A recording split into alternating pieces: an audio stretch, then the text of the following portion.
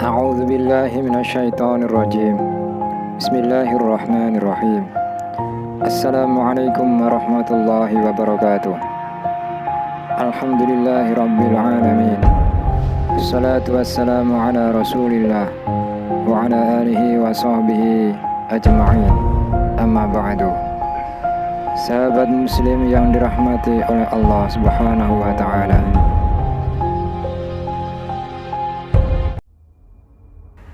Rasulullah Muhammad Sallallahu Alaihi Wasallam wafat pada hari Senin pagi, tanggal 12 Rabiul Awal, tahun 11 Hijriah atau 633 Masehi.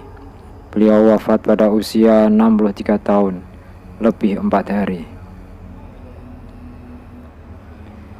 Setelah 20 hari beriktikaf selama di bulan Ramadan, tahun 10 Hijriah, nampak sekali isyarat dekatnya ajal Rasulullah karena malaikat Jibril mengulang Al-Quran hingga 2 kali dalam tahun itu bersama Rasulullah. Lalu ketika di padang Arafah saat haji wada, Rasulullah bersabda, "Aku tidak tahu pasti, barangkali setelah tahunku ini aku tidak akan bertemu lagi dengan kalian di tempat wukuf ini untuk selama-lamanya." Sabda beliau di Jam'aratul Aqobah, "Ambillah dariku manasik kalian. Sepertinya setelah tahunku ini, aku tidak berkesempatan lagi untuk menunaikan haji." Di pertengahan hari-hari tasyrik, turun pula surat An-Nasr. Nabi semakin yakin saat perpisahan akan segera tiba dan pemberitahuan akan datangnya ajal sudah sampai. Pada bulan Safar 11 Hijriah, Rasulullah pergi ke Gunung Uhud dan mendoakan para syuhada yang dikubur di sana.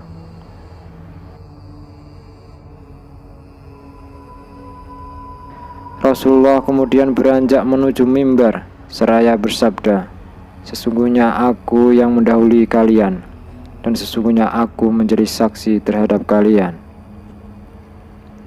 Demi Allah, sungguh saat ini aku sedang melihat liang kuburku. Kepadaku telah diserahkan kunci-kunci perbendaharaan bumi atau kunci-kunci bumi. Dan demi Allah, aku tidak mengkhawatirkan kalian akan musyrik setelahku. Akan tetapi yang kutakutkan, kalian akan berlomba-lomba mendapatkan kunci-kunci itu." Hadis riwayat Bukhari Muslim. Di malam yang lain, Rasulullah juga keluar menuju Baqi, lalu meminta ampunan untuk mereka yang dikabumikan di sana, seraya bersabda, "Assalamualaikum wahai para penghuni kubur, rasakanlah kemudahan keadaan yang sedang kalian alami dibanding keadaan yang sedang terjadi pada orang-orang yang masih hidup. Fitnah-fitnah telah datang, seumpama potongan-potongan malam gelap gulita yang ujung sepotongnya mengikuti awal potongan yang lainnya. Hari akhirat lebih berat daripada dunia." Di akhir sabdanya, Rasulullah menyampaikan kabar gembira kepada mereka dengan mengucapkan, "Sesungguhnya kami akan menyusul kalian semuanya." Sahabat Ibnu Mas'ud radhiyallahu anhu berkata, ketika ajal Rasulullah sallallahu alaihi wasallam sudah dekat, Rasulullah mengumpulkan kami di rumah Aisyah radhiyallahu anha. Kemudian Rasulullah memandang kami sambil berlinang air matanya, lalu bersabda, "Marhaban bikum, semoga Allah memanjangkan umur kalian semuanya. Semoga Allah menyayangi, menolong, dan memberi petunjuk kepada kalian semua. Aku berwasiat kepada kalian agar bertakwa kepada Allah. Sesungguhnya aku adalah sebagai pemberi peringatan untuk kalian. Janganlah kalian berlaku sombong terhadap Allah. Allah berfirman, kebahagiaan dan kenikmatan di akhirat kami jadikan untuk orang-orang yang tidak ingin menyombongkan dirinya dan membuat kerusakan di muka bumi. Dan kesudahan surga itu bagi orang-orang yang mau bertakwa." Kemudian kami bertanya, bilakah ajal Rasulullah ya Rasulullah? Rasulullah pun menjawab, ajalku telah hampir dan akan pindah ke hadirat Allah, ke Sidratul Muntaha dan ke Jannatul Ma'wa serta ke Arsy. Kami bertanya lagi, siapakah yang akan memandikanmu ya Rasulullah? Rasulullah pun menjawab, salah seorang ahli bait. Kami bertanya lagi, bagaimana nanti kami mengkafanimu ya Rasulullah? Rasulullah menjawab, dengan bajuku ini atau pakaian Yamaniyah. Kami bertanya lagi, siapakah yang akan mensalatkan Rasulullah di antara kami? Lalu kami pun menangis dan Rasulullah pun turut menangis. Kemudian Rasulullah bersabda, tenanglah, semoga Allah mengampuni kalian semuanya. Apabila kalian semua telah memandikan dan mengkafaniku, maka letakkanlah aku di atas tempat tidurku di dalam rumahku ini, di tepi liang kuburku. Kemudian keluarlah kalian semua dari sisiku.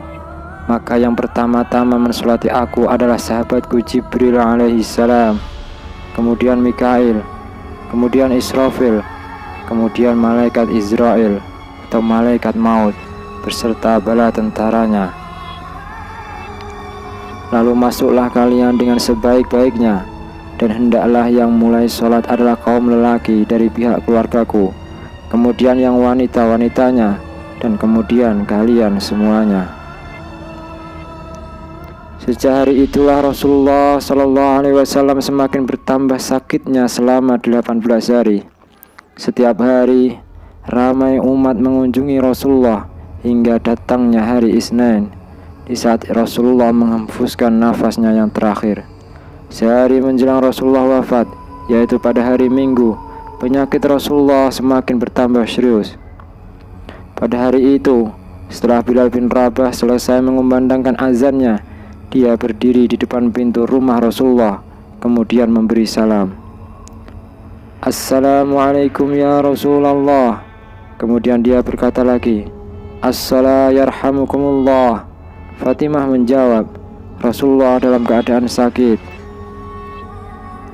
Maka kembalilah Bilal ke dalam masjid. Ketika bumi terang disinari matahari siang, maka Bilal datang lagi ke tempat Rasulullah. Lalu dia berkata seperti yang perkataannya tadi. Kemudian Rasulullah memanggilnya dan menyuruh dia masuk. Setelah Bilal bin Rabah masuk, Rasulullah bersabda, saya sekarang berada dalam keadaan sakit. Wahai Bilal, kamu perintahkan saja agar Abu Bakar menjadi imam di dalam sholat. Maka keluarlah Bilal sambil meletakkan tangan di atas kepalanya sambil berkata, aduhai, alangkah baiknya bila aku tidak dilahirkan oleh ibuku.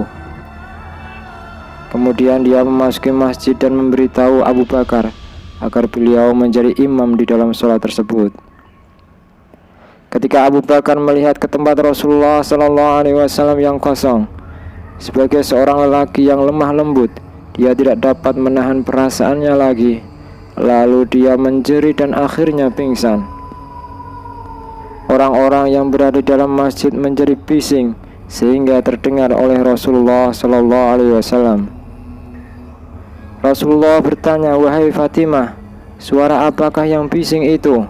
Fatimah menjawab, orang-orang menjadi bising dan bingung karena Rasulullah tidak ada bersama mereka. Kemudian Rasulullah memanggil Ali bin Abi Thalib dan Abbas sambil dibimbing oleh mereka berdua. Maka Rasulullah berjalan menuju ke masjid. Rasulullah sholat 2 rakaat. Setelah itu Rasulullah melihat kepada orang yang ramai itu dan bersabda, ya ma'asyiral muslimin, kalian semua berada dalam pemeliharaan Allah dan perlindungan Allah. Sesungguhnya dia adalah penggantiku atas kalian setelah aku tiada. Aku berwasiat kepada kalian semua agar bertakwa kepada Allah Subhanahu wa ta'ala, karena aku akan meninggalkan dunia yang fana ini. Hari ini adalah hari pertamaku masuk ke alam akhirat, dan sebagai hari terakhirku berada di dalam dunia ini.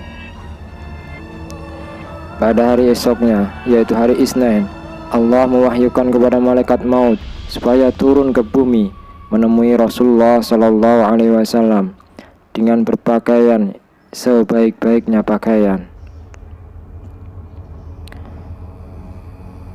Allah menyuruh malaikat maut untuk mencabut nyawa Rasulullah Sallallahu Alaihi Wasallam dengan lemah lembut. Seandainya Rasulullah menyuruhnya masuk, maka dia dibolehkan masuk. Tetapi jika Rasulullah tidak mengizinkannya, dia tidak boleh masuk dan hendaklah dia kembali saja. Maka turunlah malaikat maut untuk menunaikan perintah Allah tersebut. Dia menyamar sebagai seorang biasa. Setelah sampai di depan pintu kediaman Rasulullah, malaikat maut pun berkata, "Assalamualaikum wahai ahli rumah kenabian, sumber wahyu dan risalah."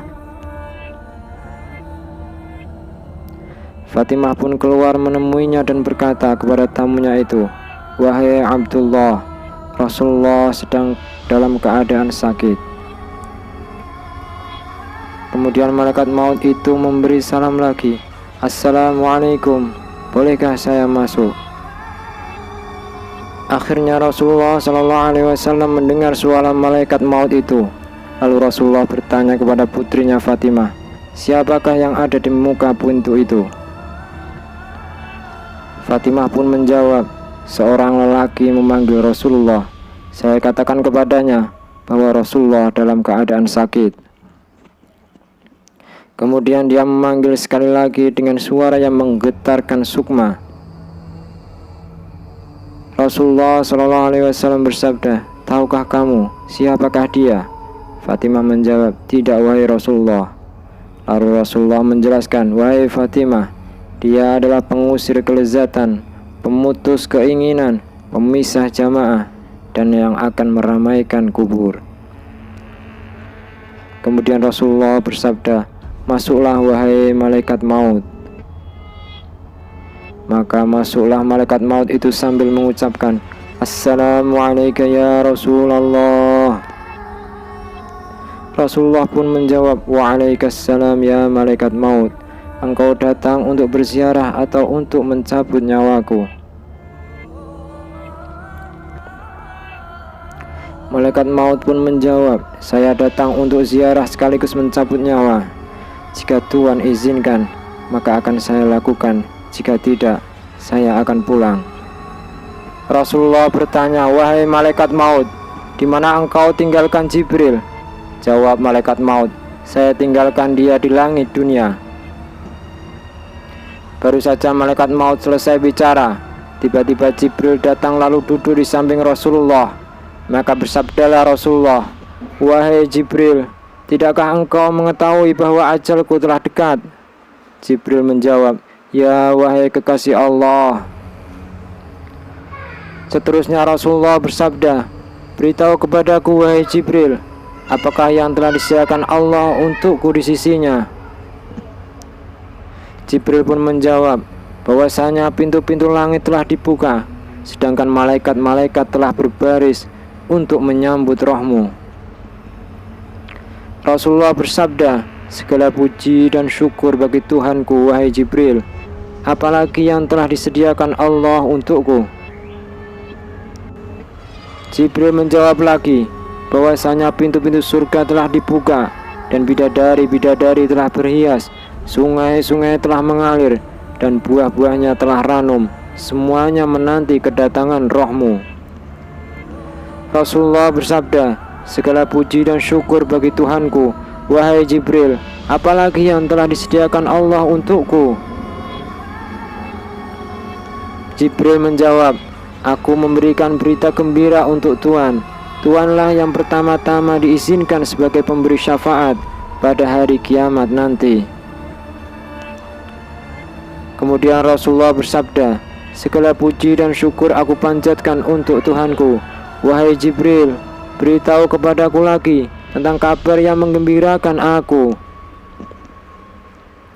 Jibril bertanya, "Wahai kekasih Allah, apa sebenarnya yang ingin Tuhan tanyakan?"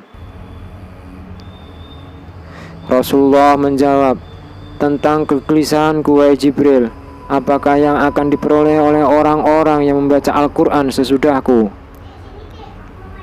Apakah yang akan diperoleh orang-orang yang berpuasa pada bulan Ramadan sesudahku? Dan apakah yang akan diperoleh oleh orang-orang yang berziarah ke Baitul Haram sesudahku? Jibril menjawab, saya membawa kabar gembira untukmu ya Rasulullah. Sesungguhnya Allah telah berfirman, aku telah mengharamkan surga bagi semua nabi dan umatnya, sampai engkau dan umatmu memasukinya terlebih dahulu. Maka berkatalah Rasulullah, sekarang tenanglah hati dan perasaanku, wahai malaikat maut, dekatlah kepadaku. Lalu malaikat maut pun mendekati Rasulullah. Ali bertanya, wahai Rasulullah, siapakah yang akan memandikan Rasulullah dan siapa yang akan mengkafaninya? Rasulullah menjawab, adapun yang memandikan aku adalah engkau wahai Ali, sedangkan Ibnu Abbas akan menyiramkan airnya, dan Jibril akan membawa hanud minyak wangi dari dalam surga. Kemudian malaikat maut pun mulai mencabut nyawa Rasulullah sallallahu alaihi wasallam. Ketika roh Rasulullah sampai di pusat perut, Rasulullah berkata, wahai Jibril, alangkah pedihnya maut. Mendengar ucapan Rasulullah itu, Jibril memalingkan wajahnya. Lalu Rasulullah bertanya, wahai Jibril, apakah engkau tidak suka memandang wajahku?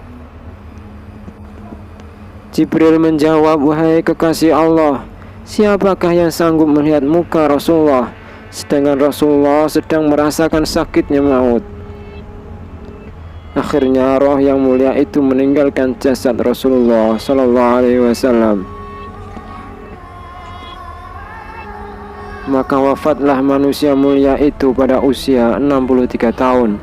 Semoga Allah senantiasa mencurahkan sholawat dan salamnya kepadanya, baginda Nabi Muhammad sallallahu alaihi wasallam, memuliakannya dan mengagungkannya. Wallahu a'lam bishawab.